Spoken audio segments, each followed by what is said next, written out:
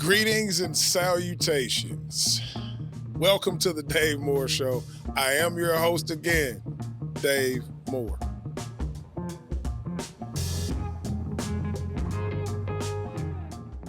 I want to talk about a couple things this time, man. And firstly, I want to say thank you to everybody who likes, subscribe, share. I appreciate you always. You always pick me up. Yes, I'm very grateful for all of that. Now, I'm going to address something right quick. After one show, I've got some good things and I've got some bad things.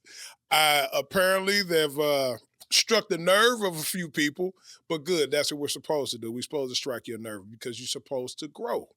You don't understand. Without uncomfort, there's no growth. So I appreciate that. Now, how do we move forward?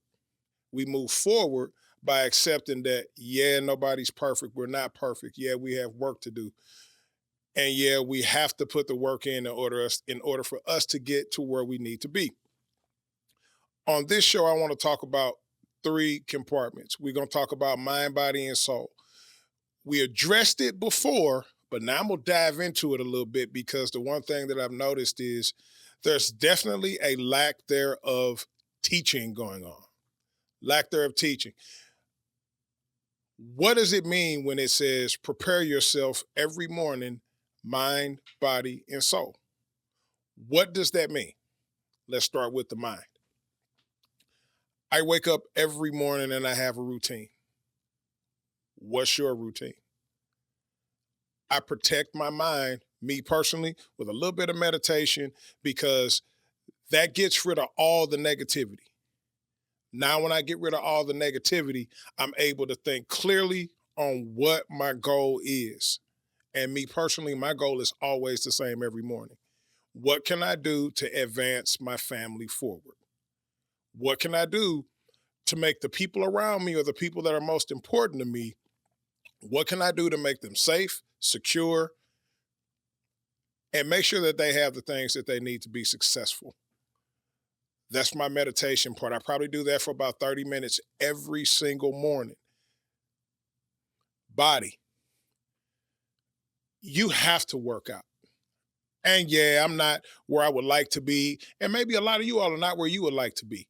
But you have to do something physical every single morning. Why do you work out? What happens when you do? You purge yourself of all ill thoughts. While you're working out, that's when you actually find out what your mental toughness really is, because your body will tell you one thing, your mind can tell it something else. You do understand that you can get up in the morning, you can work out, you can purge yourself of all these things that will keep you from reaching your full potential every single day. That's the body. The soul, when I talk about a soul, that's the things that are embedded in me. Those are the things that mean the most to me. Those are my non-negotiables. What's in my soul? And what's in my soul, honestly, is my wife. She's in my soul.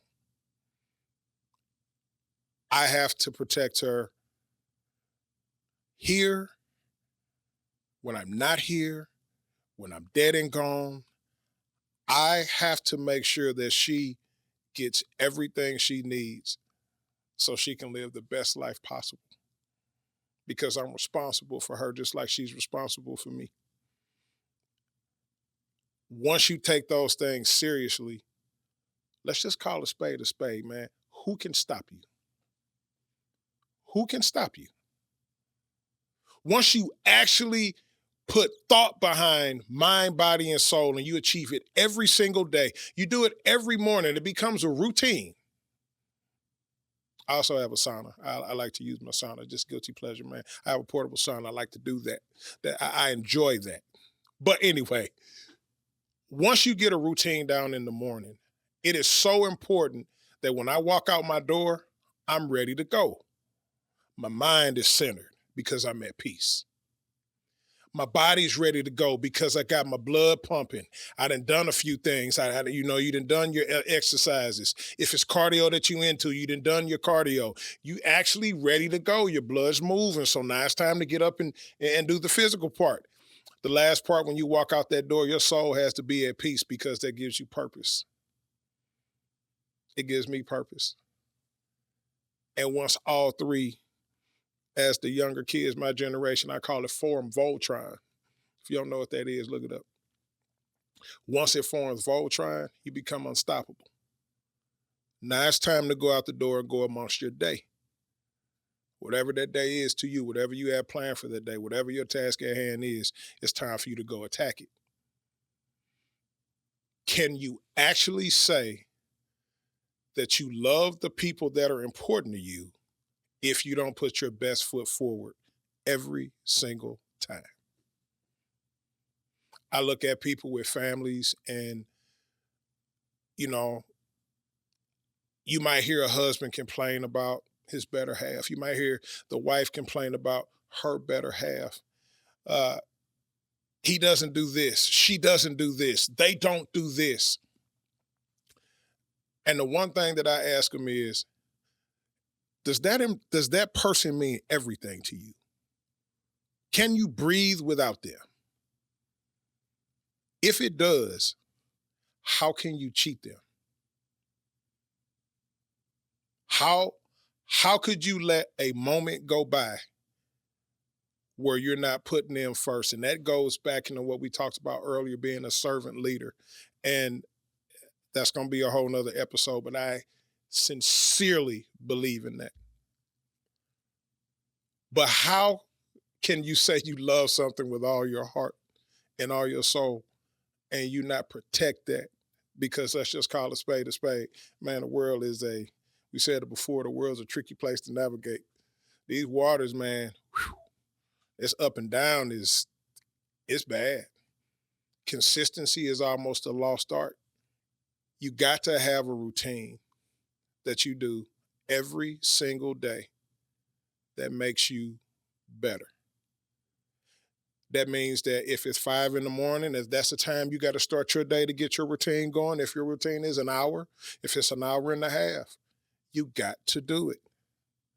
I've been challenging myself personally because I'm able to understand that when it's something that I need to do or something that I want to do. Let's say I knock a bottle off the table onto the floor and I'm like, man, I should pick that up. I don't want to. I'm going to make it my business to pick it up because it's the right thing to do. And then what happens is you start asking yourself a couple questions. What is it inside me that inherently didn't want me to pick that bottle up? Why didn't I want to pick it up? Am I really that lazy? It's right there.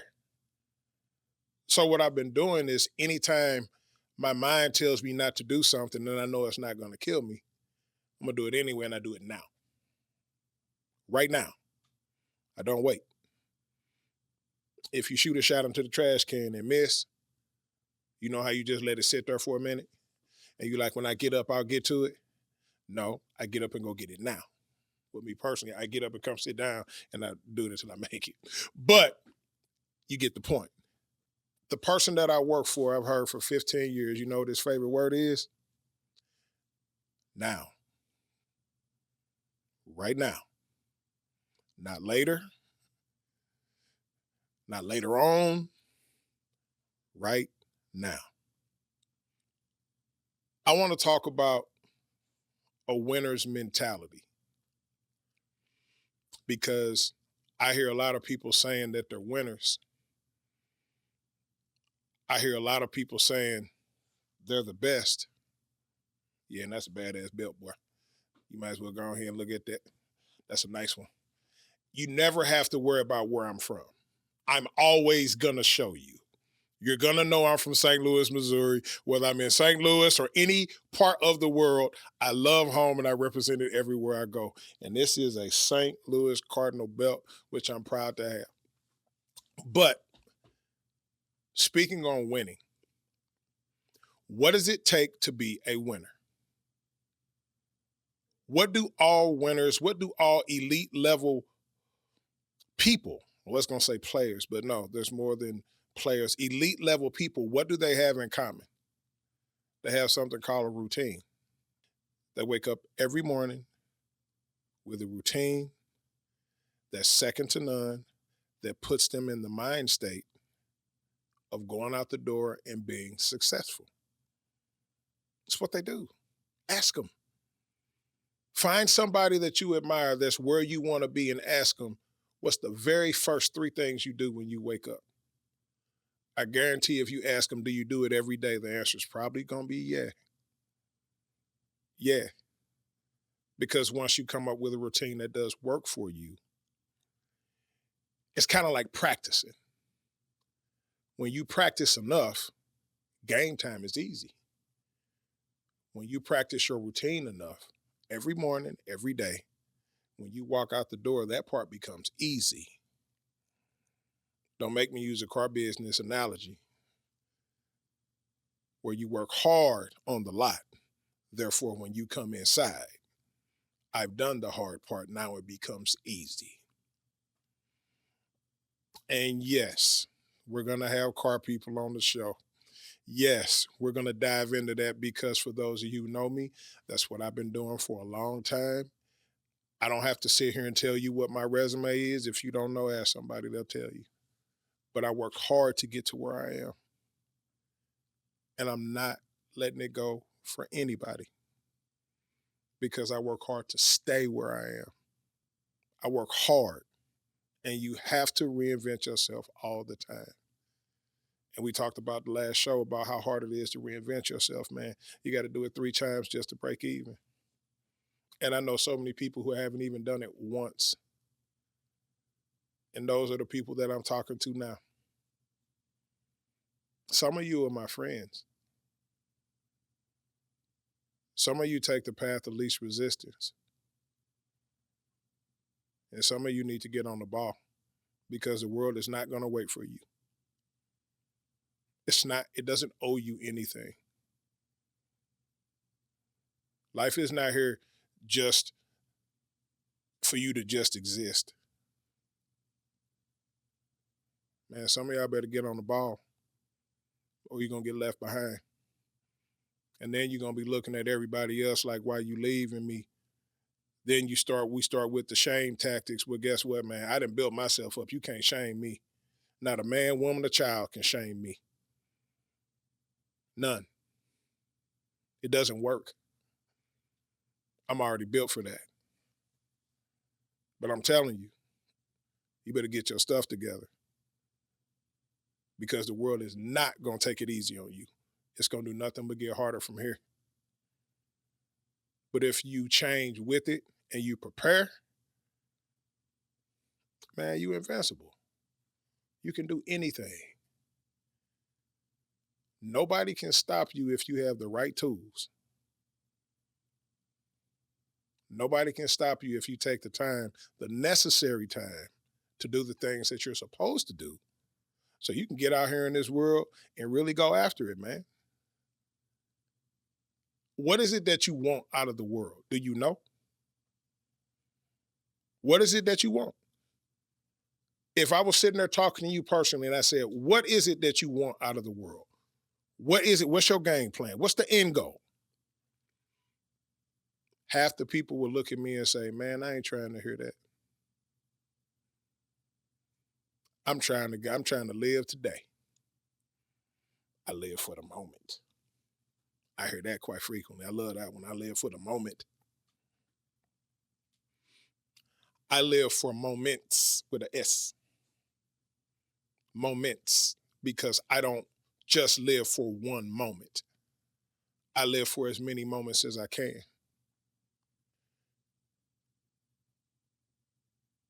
I want to segue a little bit, and you hear me talk about young men, and I really do want to talk to them because real talk, man, I don't think they have a place or a safe place where they actually can go and be real with themselves.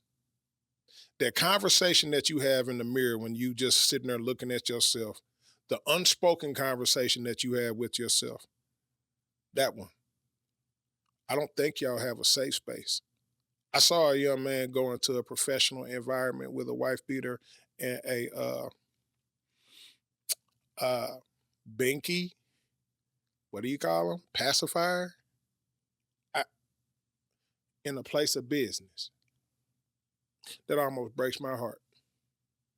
That somebody can walk out the house and go do business. And here's the killer part.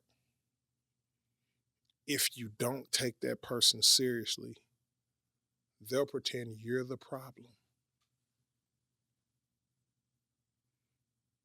They'll pretend you're the problem. How did we get here? But young men, let me tell you,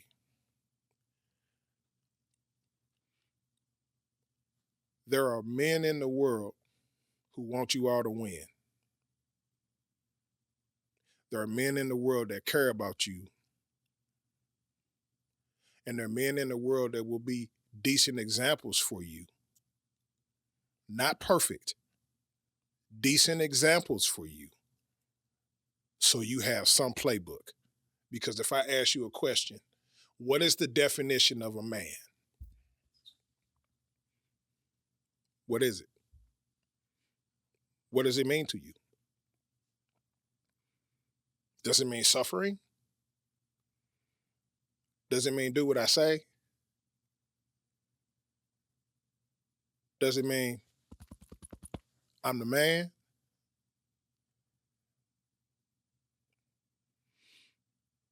A good buddy of mine told me this morning the definition of a man is real simple. It's doing what you say you're going to do. Doing what you say you're going to do. Following through on the unwritten contracts that you give to people. My mom used to tell me the definition of you become a man when you become responsible for something. When you treat something, when you love something more than you love yourself, and now you become responsible for it, that's when other instincts start to kick in.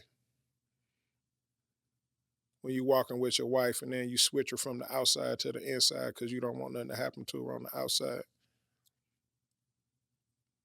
When you're crossing the street and you hold somebody back, or if you're sitting in the car and you push on the brake pedal a little too hard and it's just an instinct to do like this because that person mean more. You might ain't have your seatbelt on. Everybody wear their seatbelt. Safety. But if you don't have it on, you do like this because that person over there mean more to you than yourself. But what's the definition of a man? In today's world, man, that's a tough one. Because you attacked in every angle. From men, from women, from children. You're attacked. Flat out. Now, how do you become a man? What do you do to become a man? Let's define it. Let's say the definition of a man is when you become responsible for something. Now, after you become responsible for something and you know that this is what I'm responsible for, this is what I have to take care of, what do you do? Do you go get a job? Do you go get a career? What do you do? There's no blueprint that's laid out in front of you because guess what? What's the stat? Over 50% of the homes don't have fathers. So who showed you how to be a man? Television? Athletes? Entertainers? Who showed you how to be a man? I'm a blessed young man. I had a masterful example. I fall short daily. But though I know I fall short daily, it's why I work so hard the next day, because I don't want to make the same mistake. I can't make the same mistake. I'm at the point now where, hey, shout out to these two brothers. I love them, man. They keep me grounded. Sean Pleasant and Brian Gilbert. Uh, they're my accountability text chain. And we all used to work together. And I was the hothead. I was the young hothead out of us, man. I used to get so mad, dude. I used to get so angry because I felt like everybody was trying to attack me. They was trying to get me. And I used to hear from Pleasant all the time more. Hey, relax, calm down. Your skills gonna get you through. You blessed. Chill. And I'm like, no, because the chip on the shoulder so big. I'm like, no, I will not. No, I'm ready to fight. And I'm ready to fight right now. Then you grow up and you start to learn that, man, all that anger and all that irritation, if I just would have channeled it a little bit better, because let's just call a spade a spade. In the car business, I know what I bring to the table.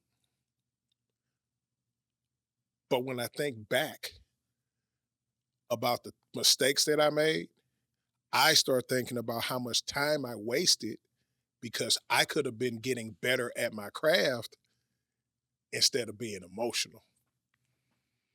I could have been practicing instead of being emotional. So I wasted time that I'm not going to be able to get back. I'm not as skillful as I could be because I did waste that time. But now that I recognize that, I'm not wasting another second. I'm not. Not just in the car business, in life in general. I'm going to give you a man rule that my old man gave me. There are a few, but I'm going to start with one. You better make money every single day. I don't care if you got to sell some stocks. I don't care if you got to buy some crypto. I don't care if you got to buy gold, buy silver, sell silver, post something on eBay, buy something on Facebook Marketplace and sell it. But you better make money every single day before you go spend money. And if you can't do that, then you still have work to do. You're not there yet. I said that to one person. Do you know that? You know, this person said back to me, well, how you make money on Sunday? And I looked him in his eyes and I said, man, the statement was make money every day. Every day. If you don't, the people that you love, that you're responsible for, will have a harder life. But man, Sunday is football. It's this, it's blah, it's blah. It's 24 hours in the day. So if you want to watch football, you know that you got from 12 a.m. to 12 p.m. to make some money, to move your family in a monetary positive direction. Because guess what? How many relationships do you know were good when the monetary part was there and then fell apart when the monetary part left? I'm smiling because I know everybody knows some people like that, right? When the money's coming in, king and queen. When ain't no money, I can't stand you. I'm a blessed dude. And I'm a blessed dude because my wife keeps me grounded and she keeps me mentally in a space that I need to be in order for me to navigate through this world. I'm so thankful, man. I mean, you just don't even know how thankful I am, man, and how blessed I am because she's able to tell me when people are manipulating me because I don't see it, because I'm going too hard in this direction. She's able to pull me back instead of letting me fall into this hole right here because she saw it before I saw it. I'm always going to be the type of person that strives to win at everything. I hate losing. It's the one thing that is not acceptable because if you work hard enough, you don't lose, you win. So I just find it hard to believe that somebody else gonna work harder than me. Because if they do, that means that they love their family more than I love mine. I don't think that person is out there. And that goes back into finding your why. But anyway, being a man is very difficult. We ain't talking about females right now. Believe you me, it's gonna be a time that we get into that Hustle Different podcast. My buddies Dave, my buddies Jay, they're gonna come on. I guarantee some of that's gonna be in there. But we talking to men right now because you all are the leaders. Some people lead by pulling everybody forward, by saying, "Come with me." Some people lead by saying, "Do what I say do," and you do it because I said so. And you got some people who lead by just simply saying, "I'm on the front lines. I'm going to get them. Come on." And then you have some people who lead in the servant leader way, which we talked about last time, which is, in my opinion, the best way. How can I assist you and make you the best version of yourself? What is it that I can do to aid you on your journey? How can I make it so you have no excuses? I personally like that way. I tell my team at Team Lined Off, our team at Team Lined Off, it ain't mine, it's ours. I tell them all the time, I don't have to worry about myself. I worry about you. Because when you win, say it with me, because I know they're going to say it, I win by default. So I can pour all my love, all my caring, everything I got into you and help you win. Because when you win, I win. Imagine how far we would be as a country or a human race if we all thought that way. But greed is real and hard times are real. It just seems like right now that the people who bust their tail, yeah, they can win a little bit, but it also seems that people who don't work hard at all can win massively, man. And that's the first sign of disaster. I don't think that you should be successful unless you put the work in. Why you think the lottery winners, what's the stats, like 1 in a billion or something? You got 1 in a billion chance or something to win? Those ain't good odds. I mean, would you bet your life on that? No. But when I go to the gas station, guess what I see people do every single day? Like clockwork. Lotto this, lotto that, lotto this, lotto that.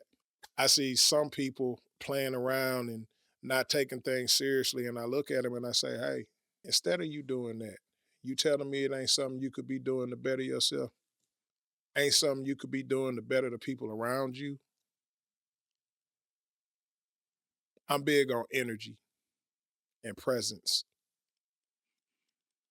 And I had a friend of mine talk to me. He was talking about the female variety and how they don't really recognize a man the way they're supposed to.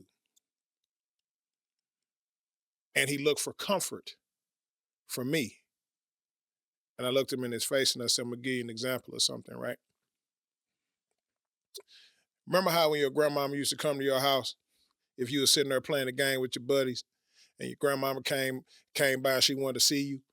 Notice how the hardest dude in the room is gonna get up, pull his pants up, run over there, and become the littlest puppy dog you done ever seen because of the presence of somebody who is obviously lived long enough to earn their respect. I said, dude, what if you had a presence like that? Well, but no, no. Everybody knows a king because what's the saying? In the presence of a king, everybody bows. It's natural. So instead of worrying about all of that other stuff, why don't you worry about your presence? My father has one of the most powerful presences that I've ever been around in my life. He can walk into a room and everyone stands up because they're like, "What in the who is this dude?" He don't eat. I don't know him, but I know one thing. He is about no games. And then you listen to the words that he says, and he earns your respect. You can build yourself up enough to where you don't have to worry about all the other stuff because people are going to act right in your presence. Now, how do you get there?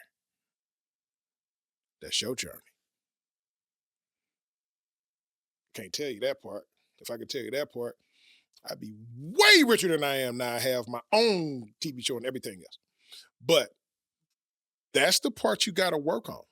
If you want to be treated and recognized as a king, you first must be a king. Fellas, don't get so arrogant because guess what?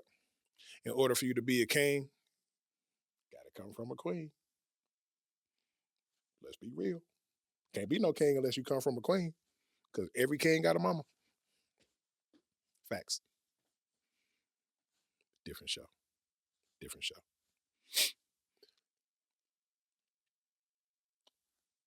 I know that I get on here and I say, hey, man, we're going to make each other better. We're going to talk about things and verbalize things that are uncomfortable so we all can grow because growth happens in the uncomfort. Growth happens when you have uncomfortable conversations with yourself or others. And best believe I got a few guests that I'm going to bring on that we don't necessarily see eye to eye on a lot of things. I got people in the car business who, I mean, they've been in the business for many years and they'll tell you this, that, and the fourth. Do I agree with it? Some. Is there value in some of the stuff? Yes. Do I have my own way? Absolutely. Absolutely. There's one thing about the car business. There's always been more than one way to skin a cat, but there is a certain way and a certain way to do things that you can win. And what that means is the customer wins, the dealership wins, and the world wins. Because buying a car for me ain't simply just buying a car. I'm going to educate you. You're going to learn because I don't want you to fall for the same traps that everybody else falls for. What is your success plan? And on your journey, you're not alone. Got that from my captain or my captain because buying a car has to be more than buying a car. It has to be a unique experience. And we're going to get more into the car business part because that's the part that I do know. That's the part that I love. And I'll challenge anybody heads up as far as the car business goes. I love it. I'm made for it. It's what I do.